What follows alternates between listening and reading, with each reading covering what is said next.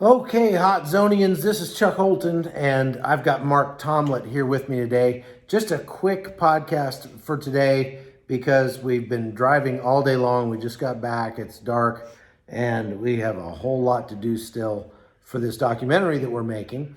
I brought Mark Tomlet along with me because he's kind of starring in the documentary. He's a bright kid that is really enthusiastic and knows his stuff, and he is going to be kind of the star of the show in the documentary, along with the people that we're following. So you're going to be getting into the lives of these people in the Nagorno-Karabakh region and understanding the tragedies that they've had to face. But you're also going to be experiencing Armenia for the first time through his eyes, and that's going to be a lot of fun. I promise you that. You've been having a good time here? I've been having an amazing time. I'm so excited, especially for the drone footage that we got to this afternoon. Yeah, absolutely insane, of a 1,000-year-old church. 1,000 years old. So exciting. Yeah, we've seen a whole lot of 1,000-year-old churches, and I know you guys have been hearing a lot about Armenia because I've been stuck here in Armenia, and I've been loving every minute of it. It is a fascinating country, and it's going to make for an incredible documentary. And you guys have been very generous in helping out the people of Artsakh and the Nagorno-Karabakh region. And so we're just making a quick video today to talk a little bit about what you've seen and what you've thought about that. So start out with, we're still recording. Start out with just the first couple days here, going around to some of the monasteries and what the weather was like and that sort of thing. Okay, so I started off going down to a monastery right here next to our hotel, and the first impressions, my first glances when I saw this place, I knew it looked really old, and immediately some lady, her name was Lillian, I think, she came running up to me, and she was like, "Whoa, I have to show you this." And we went under the monastery, and she showed me the actual relics of a saint that was in the story of where Paul goes blind, Saint Ananias. And Ananias. And in that story, he plays a pivotal role. So she was telling me all about how this guy's relics makes this church super holy, and in their eyes, it's very culturally traditional, and for thousands of years, they've been coming there over the very relics of Saint Ananias. Now, this is one of the old, I think it's the oldest church in Yerevan. It's called Zoravor Church.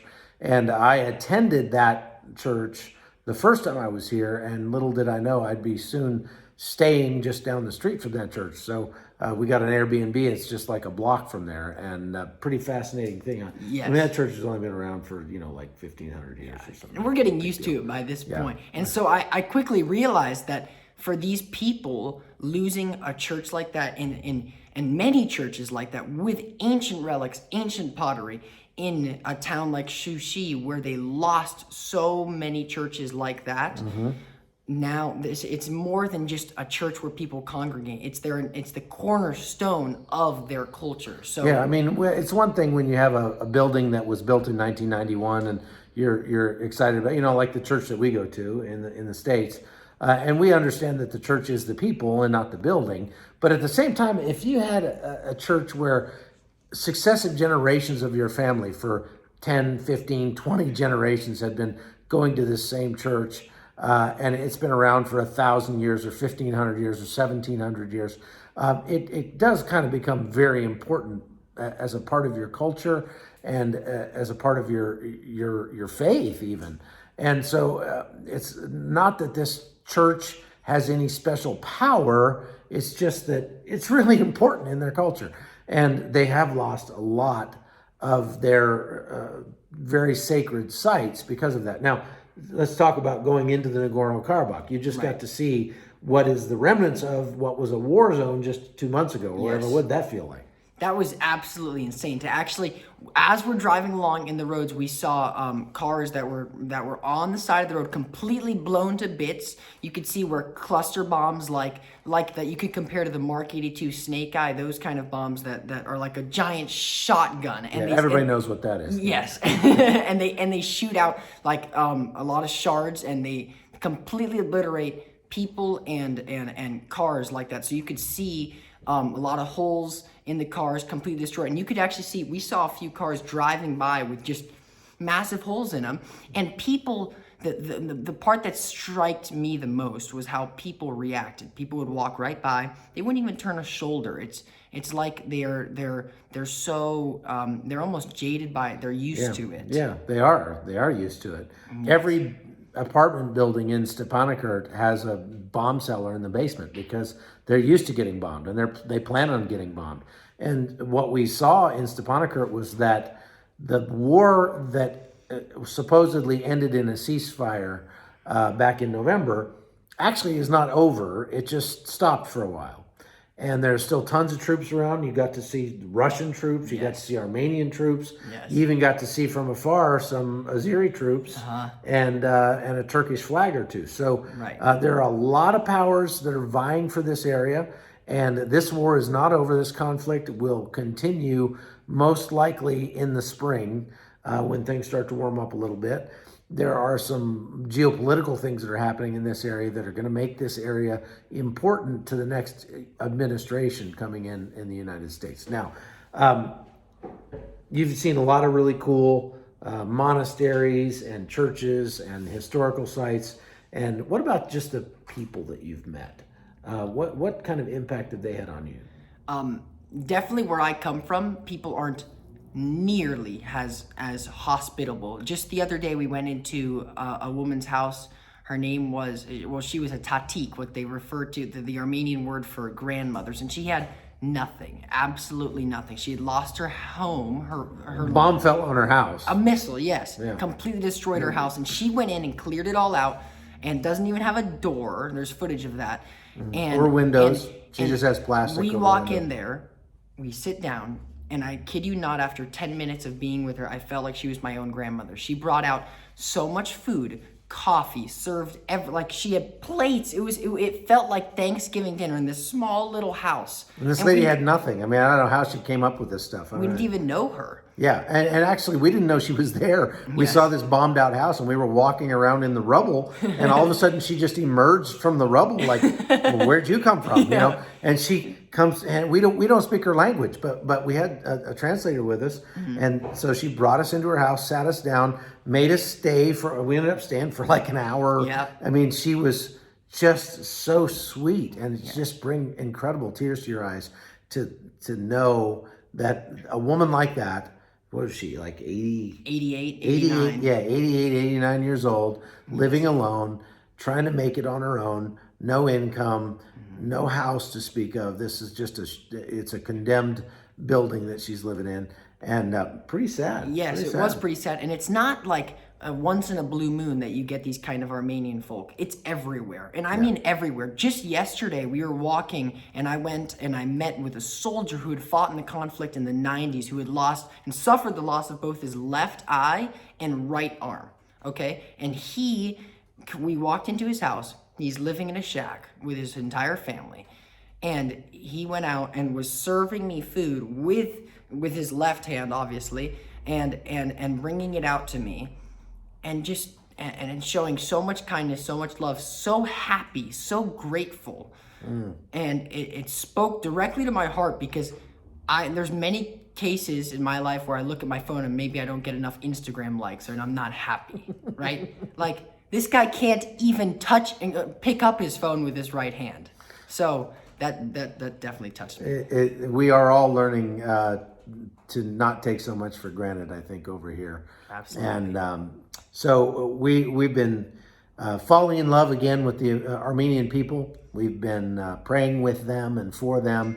And many of you have donated to help them and to send them aid. And so we've been taking aid to them. We've gotten to pass out the little lions and lambs to a lot of little kids that Victor Marks and All Things Possible Ministries has sent along with us to do that.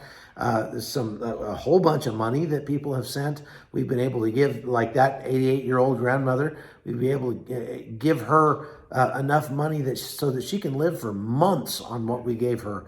The cost of living here is so low that just a few $100s makes a huge difference in somebody's life. You can actually change somebody's life for just a couple $100. And so that's been a lot of fun, and we just can't do it enough. So we ended up extending our trip for another 4 days over here, and we're trying to find ways to help more people and to interview more people for this documentary that we're making. It's going to be great. We're so excited. Yeah, stay tuned for that. As we go today, I just want to kind of shift gears for a minute, and I want to talk to you a little bit about what we're seeing in the United States right now. I've been trying really not to pay too much attention to all the things that are going on in the U.S., but you can't even help it, because like we were interviewing somebody the other day, and there's some refugees in their home, and they had the TV on, and on the TV, on the local news station, they were showing scenes from the riots and the protests that were happening on Capitol Hill. It's unbelievable. And so they say, where are you going back to when you go home? And we say, well, we're going to Washington, D.C. And they go, oh, I'm sorry, is it going to be safe for you there? These are people in a war zone that are worried about us going back to Washington, D.C. And that's kind of embarrassing, I have to say. They felt fortunate to be where they were, where the bombs are going off around them. Like, oh, we feel bad for you that you have to go back to Washington, D.C. Yeah, and I kind of agree, because over here, nobody's wearing masks, and everything's open, and it just feels normal, even though there's bombed out buildings all over. And I think I would kind of like to stay at least in an environment like this, because I like the freedom, and it's amazing that COVID numbers are actually going down, plummeting here, even though everything's open and nobody's wearing a mask, and it's very, very strange to me. Yes. Nevertheless, I have been watching what's going on in the United States and keeping an eye on it, and I am just sickened by what I'm seeing with these giant tech monopolies like Facebook and Amazon and Google, clamping down on people's First Amendment rights to free speech. Now, look, these are private companies. They can do what they want. If Twitter doesn't want to support Donald Trump and what he's doing, they have every right to cancel him and not allow him to be on their platform, because it's a privately owned company. But the question is, are they a platform or are they a publisher? And if they're a platform like AT&T, well, then they shouldn't have anything to say about what people say on their platform. But if they're a publisher, then they should be able to edit and moderate what people put on their platform. And they're showing very clearly that they're a publisher, but they're trying to hide under the legal ramifications of a platform. So that bothers me a lot. And I've stopped posting on Twitter. I've kept my Twitter account because you can get a lot of breaking news on there. I'm just sickened by what they're all doing to gang up on Parler, to try to take other voices off the internet, to take out their competition. If you want a really poignant podcast series to listen to right now other than mine, go listen to a series called Real Dictators. And they talk about all these dictators throughout history. And strangely enough, there's a lot of similarities, a lot of parallels that I'm seeing with the way that these dictators came to power, whether it was Pol Pot, Mao Zedong, whether it was Papa Doc in Haiti, or any of these other dictators, Stalin, the way that they came to power and what we're seeing in the United States right now. There's some really, really concerning things that I'm seeing there. So I say all that to say this. I'm thinking really hard about moving the podcast and my social media accounts off of Facebook, off of YouTube, and going to some other platforms. I'm looking at some other platforms like that, but I want to know what you think about that. I don't want to make it political. I want to make it practical. I want to make it as easy as possible for you to get information, whether or not anybody that works for those companies wants you on their platform, because it's very likely that because I happen to be a conservative Christian, am going to get deplatformed. I'm going to get taken off of there. And if that happens, I want you to still be able to get the content that I'm putting out. So would you leave a comment below, or send me an email, or go on Facebook, send me a message, and tell me what you think we ought to do regarding the future of this podcast. And I'd like to hear your statement. So thanks, Mark, for being with us today. Thank you for being a part of the Hot Zone. We got a lot more coming, so stay tuned. I'm Chuck Holton.